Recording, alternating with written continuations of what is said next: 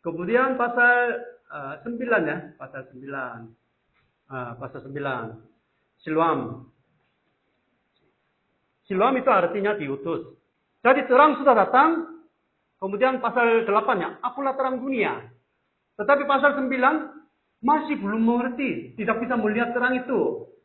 Sehingga di Siloam itu mujizat di Siloam itu orang buta justru bisa melihat siapa Yesus Kristus.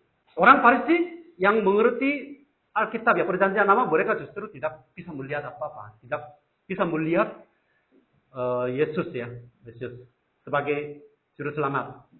Itu pun juga di sini mungkin ada pertanyaannya.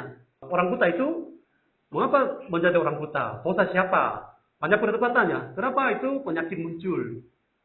Dosa siapa? Orang tua atau siapa? Jadi penyakit dosa itu bukan dosa orang tua ya.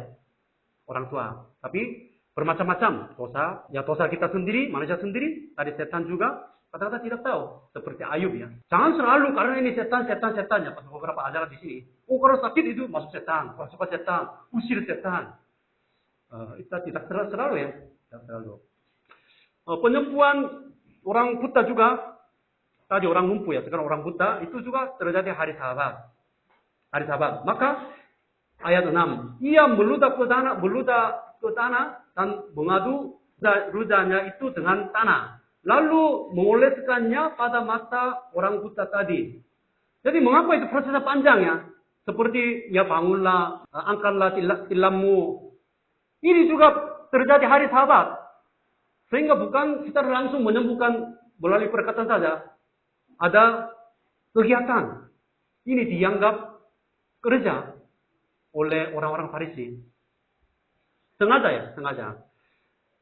Jadi meludah ke tanah, mengadu ludahnya dengan tanah itu. Itu mungkin, ya itu dianggap bekerja. Yesus bekerja. Hari Sabat. Hari Sabat tidak boleh bekerja. Tapi untuk menyembuhkan orang sakit, Yesus sengaja bekerja. Atau juga penafsirannya, tanah dan ludah itu semacam yang kotor ya. Itu simbol dosa juga bisa. Tapi mungkin lebih tepatnya menurut saya itu dianggap bekerja. Kemudian dia disuruh ke Siloam. Bukan langsung disembuh. Jadi disuruh ke Siloam itu artinya betul-betul dia memahami yang diutus itu sesuai dengan arti Siloam itu.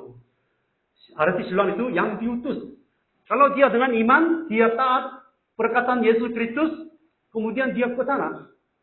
Seperti Naaman ya, Naaman di mandi ya, di sungai Yordan. Dia taat. Maka dia datang ke Siloam, yaitu artinya yang diutus, dia bisa melihat.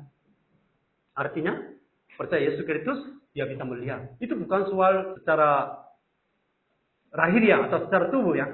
Tapi dia bisa melihat siapa Yesus Kristus. Orang buta pun, ya dia menerima Yesus sebagai juru selamat, ya dia bisa melihat. Tapi orang banyak di sini ya, punya mata sehat, tetapi tidak melihat. Tidak bisa mendengar kebenaran. Itu sebenarnya orang buta. Banyak orang buta, dia berjalan di pinggir jalan juga ya. Maka dia langsung, aku percaya Tuhan. Di sini, aku percaya Tuhan, lalu ia sujud menyembahnya. Itu bukan mungkin sekedar hanya menyembah Tuhan Yesus. Enggak. Orang Yahudi sujud menyembah kepada seseorang artinya dia Yahweh. Karena kalau tidak Yahweh, Tuhan tidak boleh menyembah kepada siapapun. Maka sampai sekarang orang Yahudi di Israel tidak menerima Yesus Kristus dan ajaran kekristenan ini. Karena dianggap menyembah berhala. Menyembah manusia. Itu pemahamannya, keyakinan orang Israel sampai sekarang. Tapi di sini lalu ia sujud menyembah. Artinya dia menerima Yesus sebagai Yahweh, Tuhan. Maka dia juga menyebutnya juga sama berubah. Di sini awalnya nabi, panggil nabi, orang yang datang dari Allah yang kedua, kemudian dia Tuhan. Itu panggilannya berbeda ya, berubah. Ini Siloam, Yerusalem. Siloam itu di dalam perjanjian lama itu Siloa. Ayat 8 ayat 2 ya. Siloa itu sama dengan Siloam.